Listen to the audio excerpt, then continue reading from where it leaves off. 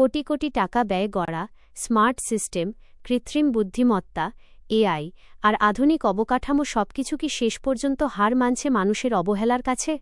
সাম্প্রতিক কয়েকটি ঘটনা সেই প্রশ্নই নতুন করে সামনে এনেছে।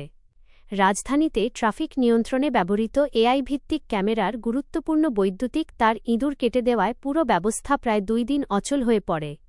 একটি ছোট প্রাণীর কারণে যদি একটি স্মার্ট সিটি ব্যবস্থার এমন অবস্থা হয়, তাহলে প্রশ্ন ওঠে, এটি কি শুধু ইঁদুরের দোষ, নাকি রক্ষণাবেক্ষণে ভয়াবহ গাফিলতির ফল? এটি কোনো বিচ্ছিন্ন ঘটনা নয়।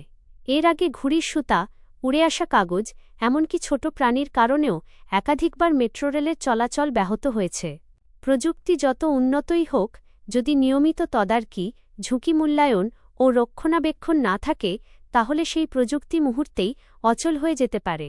সম্প্রতি একটি বিদ্যালয় পরিদর্শনে গিয়ে এক ইউএনও বাথরুমে অপরিচ্ছন্ন পরিবেশ ও সিগারেটের অবশিষ্টাংশ দেখতে পান। ঘটনাটি অনেকের কাছে ছোট মনে হলেও প্রশাসনিক বিশ্লেষকদের মতে ছোট দায়িত্বে গাফিলতিই বড় দায়িত্বে ব্যর্থতার ইঙ্গিত বহন করে। ইতিহাসও একই শিক্ষা দেয়।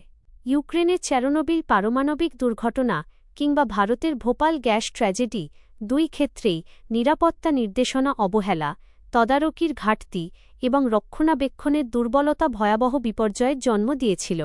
অর্থাৎ বড় দুর্ঘটনা হঠাৎ করে ঘটে না, দীর্ঘদিনের ছোট ছোট অবহেলার ফল হিসেবেই তা সামনে আসে। অন্যদিকে জাপানের মতো দেশে ক্ষুদ্রতম ত্রুটিকেও গুরুত্ব দিয়ে তাৎক্ষণিক সমাধান করা হয়।